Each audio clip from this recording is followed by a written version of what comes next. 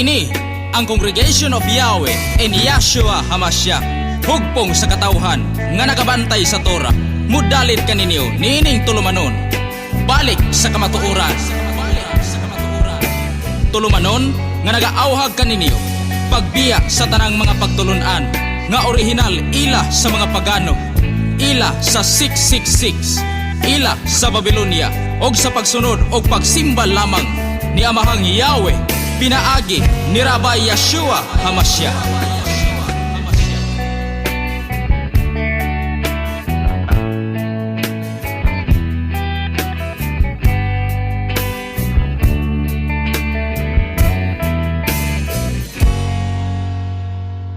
Shalom, Boker Tov, maing buntag sa tanan natong mga suki o bag-o pa nga nagsunod ning programa ni Mahangyaw ni Yahshua, ang balik sa Kamaturan Radio Broadcast. Kininaw sa Banginyong Alagad, si Igsoon Ephraim Ulnar Tilikayan makiguban na usab kaninyo.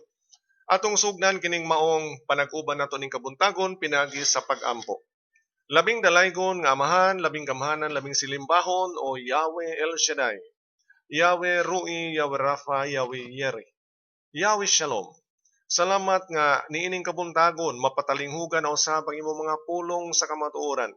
Sa imong mga katawhan nga gitawag dinhing dapita sa kalibutan. Amahang Yahweh nangamuyo ako nga maayo ang signal nga magaabot sa ilang mga dapit o sa ilang mga istasyonan sa radyo aron ilang mapaminaw pag-ayo ang imong mga pulong nga nagdala sa kinabuhi, mga pulong sa kamatuoran.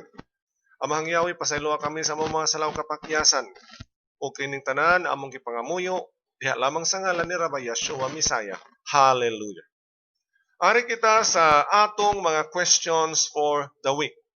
Unang pangutana atong nadawat gikan sa Leyte nagkanayon, sa hapit na namatay ang Mesaya, iyang giingnan ang kawatan sa iyang tuo nga kilid, nga niining adlawa uban ka kanako sa paraiso. Nga niining adlawa uban ka kanako sa paraiso. Nagpasabot ba kini nga ang maong kawatan o ang Mesiya sa pagkamatay nila ni anang hapuna nga nidiritso sila pagsaka ngadto sa paraiso sa langit? Atong usbon pagbasa ang pangutana nga gikan sa Baybay City.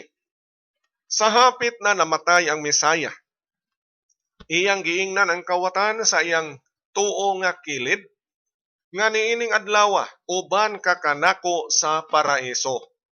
Nagpasabot ba kini nga ang maong kawatan ug ang Mesiya sa pagkamatay nila ni anang hapuna nga nidiritso sila pagsaka ngadto sa paraiso sa langit? Higalagigson ang tumag mao kini. Wa gyud na nagpasabot nga ni anang pagkamatay nila ni anang orasa, anang hapuna, anang adlawa nga sila midiretso pagsaka ngadto sa paraiso sa langit. Wa na magpasabot higalaigsoon. Ngano man nga nahibaw man ta nga wa na magpasabot ni ana. Ang tubag atong mabasa sa Yakanan or Juan 20 versikulo 17. Juan 20 versikulo 17 or Yakanan 20 versikulo 17 nagkanayon. Si Yahshua miingon kang Maria Magdalena, ayaw ako pagkupti, kay wala pa ako makasaka ngadto sa amahan. Ayaw ako pagkupti, kay wala pa ako makasaka ngadto sa amahan. Apan adtua ang akong mga igsoon, og suginli sila nga mosaka ako ngadto sa akong amahan og inyong amahan, sa akong Elohim og sa inyong Elohim. Higalagigsoon gikan mismo sa mga ngabil sa atong manluluwas sa diha nga nabanhaw na siya. Yakanan 20 versikulo 17 siya nagkanayon ngadto ni Maria Magdalena nga buot untang mohikap niya. Ayaw ako paghikapa, ayaw ako pagkupti, kay wala pa ako makasaka ngadto sa amahan. Wala pa si Yahshua makasaka ngadto sa amahan. Pamatuod na sa atong manluluwas. Di ta makiglalis ana igsoon, kay mawala tay batasan kung ato nang lalison. Sa ato pa pagkamatay ni Yahshua uban atong mga kawatan, pagkamatay nila anang hapuna, anang adlawa, wa sila mosaka ngadto sa langit. Si Yeshua mismo niingon, wa pa siya makasaka ngadto sa amahan. Sa ato pa, sa pagkamatay ni Yeshua, ang iyang lawas nga patay o ang lawas nga patay atong mga kawatan nga kauban sa iyang pagkamatay, kauban gilansang uban ni Yeshua dito sa Kalbaryo, ang ilang mga lawas gilubong og sila nagpabilin sa lubnganan. Si Yeshua mismo niingon, wala pa siya makasaka ngadto sa amahan. So dili na to ingnon nga hingsaka ang kag sa namatay ngadto sa langit. Si Yeshua way mulabaw sa pagkamatarong niya. Walay mulabaw sa pagkamatarong ni Yeshua Misaya apan siya nagmatuod nga siya wa pa mosaka ngadto sa amahan. Nabanhaw na gani ni sa dinhi. Mosaka pa siya padung. Diha na siya mosaka sa nabanhaw na. Busa higalag igsuon atong hinumduman ang tanang nangamatay nga mga matarong unya na mosaka ngadto sa amahan ngadto sa langit kun mga banhaw na. Ang nangamatay karon mga matarong man, labi na yung mga daotan, wa pa hingsaka nga to sa langit. We do not believe in immortality of the soul. We do not believe sa immortalidad sa mga kalag. Hingkalag kayong suunan. Sa mong punto nga gisaligan sa uban, nga niingon ko nung manluluwas, nining adlaw kuyog ka kanako sa paraiso, sayo pang yung pag-construct sa maong bersikulo.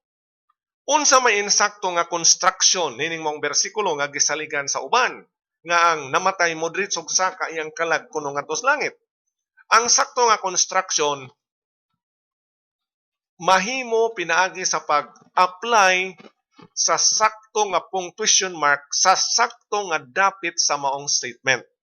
Pag-apply sa sakto nga punctuation mark sa saktong dapit sa maong statement.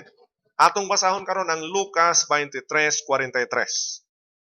Nagaingon din Lucas 23:43. Kaniya si Yeshua mitubag nga nagingon, sa pagkatinuod, magaingon ako kanimo karong adlaw. Ikaw magauban kanako sa paraiso. Higalag igsoon ang kama anha ibutang human sa karong adlaw. Sa ato paklaro nga ang pagsulti ni Yeshua mo'y karong adlaw. Ang pagsulti ni Yeshua maoy nahinabo karong adlaw. Dili ang iyang pag-uban sa kawatan ngadto ni Yeshua dito sa paraiso. Atong paminaw kusog.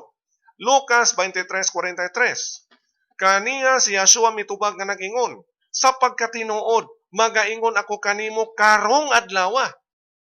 Ang pagsulti ni Yeshua maoy gihimo karong adlaw. Dili ang ilang pag-uban ngadto sa paraiso. Ang problema sa ubang mga version sa Bible, sa mga maghuhubad nga nituo sa immortality sa kalag, ang kama gibutang before sa karong adlaw. O gibutang nila sa before sa karong adlaw. So ingon ani ang ilang plastada. Sa pagkatinuod, magaingon ako kanimo, kama. Karong adlaw, ikaw magauban kanako sa paraiso. Lahi na gyud ang meaning igsoon. Pinaagi sa pagbutang sa kama sa sayop nga dapit sa mong statement na usab ang kahulugan sa statement sa atong manluluwas. Paminawa igsoon na atong ikumparar ang duha ka mga pagpahaluna sa kama. Sa pagkatinuod, magaingon ako kanimo, kama, karong adlaw ikaw magauban kanako sa paraiso. Sa ato pa, ang pag-ubas paraiso mo'y mahimo sa karong adlaw. Pero kung ang kama ibutang nato after sa karong adlaw, ingon ani ang mahinabo. Sa pagkatinuod, magaingon ako kanimo karong adlaw. Sa ato pa ang pagsulti ni Yeshua mao'y nahinabo karong adlaw. Dili ang pag-uban nila sa kawatan ngadto sa paraiso. So klaro igsog kahigalaan natubag ang pangutana. It is a matter of correct placement sa kama. Sakto nga pagpahaluna sa kama. Ang sakto nga pagpahaluna sa kama ato ning research sa mga Companion Bible o sa mga Sacred Name Scriptures, ang kama anha ibutang human sa karong adlaw. Nga sa ato pa ang saktong pagbasa ingon ani. Lucas 23:43. Kaniya si Yeshua mitubag nga nagingon, sa pagkatinuod magaingon ako kanimo karong adlaw, kama. Ikaw magauban kanako sa paraiso. Ano sa muuban ang kawatan ngadto sa paraiso? Ini kabanhaw sa mong kawatan. So ang giingon din nga karong adlaw ang pagsulti ni Yeshua. Dili ang pag-uban sa kawatan ngadto sa paraiso.